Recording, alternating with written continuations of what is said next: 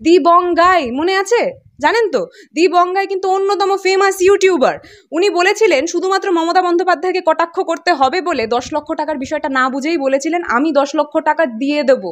শুধুমাত্র সে নয়, আরো কিছু লোক বলেছিল 10 লক্ষ টাকা চাঁদা তুলে দেবো। এখন কোথায় গেল? এখন তো 10-এর পিছনে শূন্যটা সরিয়ে 1 লক্ষ টাকা দিয়েও তাদের পাশে দাঁড়াতে দেখলাম না তাদেরকে। আচ্ছা, আজকের দিনে দাঁড়িয়ে তাহলে কি সেটা টিপিক্যালি একটা ট্রেন্ড ফলো করার টেন্ডেন্সি ছিল?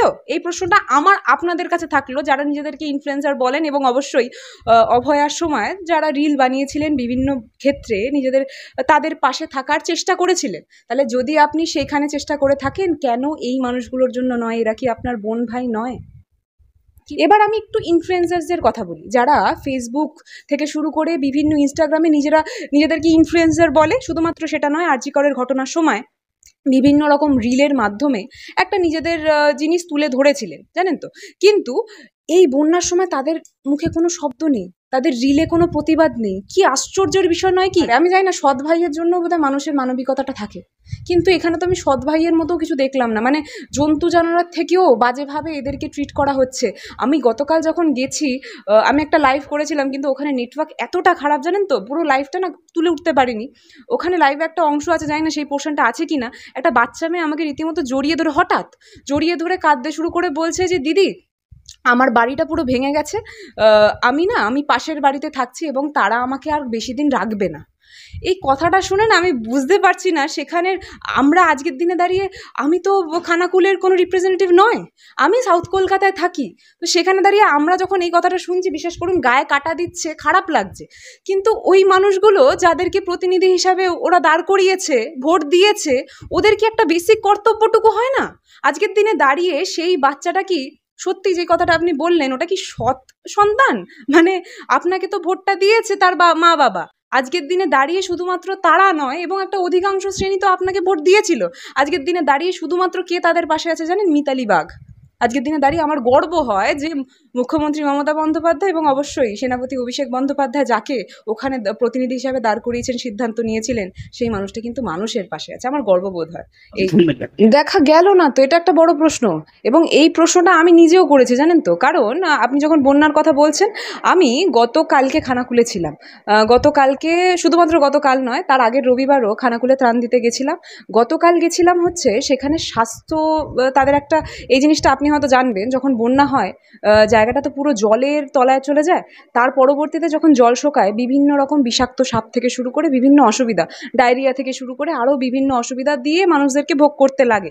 এবং তারা যতটা ভিতরে থাকে, অর্থাৎ তারা যতটা আউটস্কার্টসে থাকে, সেই গ্রাম অঞ্চলগুলো এতটা দূরে পড়ে যায় যে তাদের সম্ভব হয়ে ওঠে না যে স্বাস্থ্যকেন্দ্রগুলোতে গিয়ে উঠবে। তাই জন্য আমরা চেষ্টা করেছিলাম যে আমরা নিজেরা তাদের কাছ অবধি নিয়ে যাই।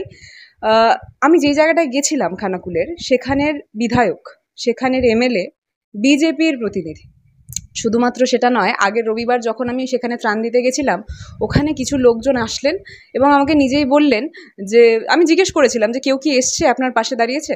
তখন উনি বললেন যে শুভেন্দু অধিকারী এসছিলেন, ওনার সাথে এখানের এমএলএও এসছিল, কিন্তু দিদি শুধু নামটা লিস্ট করে নিয়ে গেছে। এবং আমি বললাম নিচে নেমেছিল, ভিতরে তো এতটা জল, ওরা সবাই গেছিল কি, পৌঁছেছে মানুষ অবধি? তখন উনি বললেন যে না, এখানে মঞ্চ বাঁধা হয়েছিল, এই মঞ্চতে দাঁড়িয়ে উনি বক্তৃতা রেখে গেছেন যে আমাকে পরের বার এখান থেকে, যে বিকজ আপনি হয়তো জানবেন যে ওখানের এমপি মিতালি বাগ, অর্থাৎ তৃণমূলের প্রতিনিধি, এমপির সিটটা কিন্তু ওনারা পেয়ে উঠতে পারেননি। তো সেইখানে দাঁড়িয়ে ওনাদের মানুষদেরকে আবার বলে গেলেন যে যদি এখানের এমপিটা না হয় তাহলে কিন্তু আমি আপনাদের বাঁচিয়ে উঠতে পারবো না, এরকম জলের নিচেই থাকতে হবে।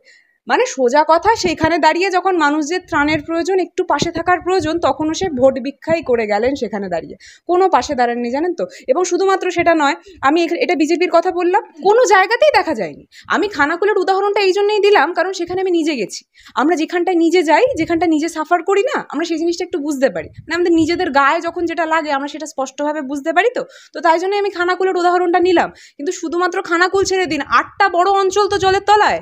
এবং আপনি একবার ভেবে দেখুন তো, ডিভিসি যখন এত পরিমাণে জল ছাড়ছে, এই পুরো এত পরিমাণে জল, এটা তো ম্যানমেডই বন্যা, এটা তো বৃষ্টি হয়েছে বলে ইন্দ্রদেবের কৃপায় বন্যা নয়, এটা মোদিদেবের কৃপায় বন্যা। উনি তো নিজেকে ভগবান বলেন, ঠিক আছে, উনি বলেন যে ওনার বায়োলজিক্যাল জন্ম হয়নি, উনি ভগবান প্রদত্ত, মানে ভগবানের দাঁত, ভগবানই নিজে।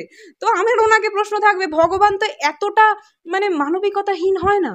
ভগবানের চোখ থেকেও তো হয়তো জল পড়ে, কিন্তু আপনার পড়ছে না। আপনি ডিভিসির জলে পুরো একটা বাংলাকে ভাসিয়ে দিয়েছেন। আজকের দিনে দাঁড়িয়ে মুখ্যমন্ত্রী সেখানে যখন যাচ্ছে, মুখ্যমন্ত্রী সেখানে প্রথম দিন উপস্থিত হয়েছে যখন গোটা ঘটনাটা উনি জানতে পারলেন। আমি একটা প্রতিনিধিকে দেখিনি সেখানে। ওনাদের বুঝে উঠতেই 10 দিন সময় লেগে গেল যে না এবার শুকাক, এবার গাড়ি থেকে আমি পাটা যখন নামাবো আমার পাটা জলে ভিজবে না, তারপরে যাচ্ছেন। এটা প্রতিনিধির কাজ। লজ্জা লাগে জানেন তো। এনাদেরকে আমি জানি না, মানে আমার ওনাদের জন্য কষ্ট লাগে যাদের ভোটটা এদের উপর পড়ে নষ্ট হয়েছে, আমার কষ্ট লাগে।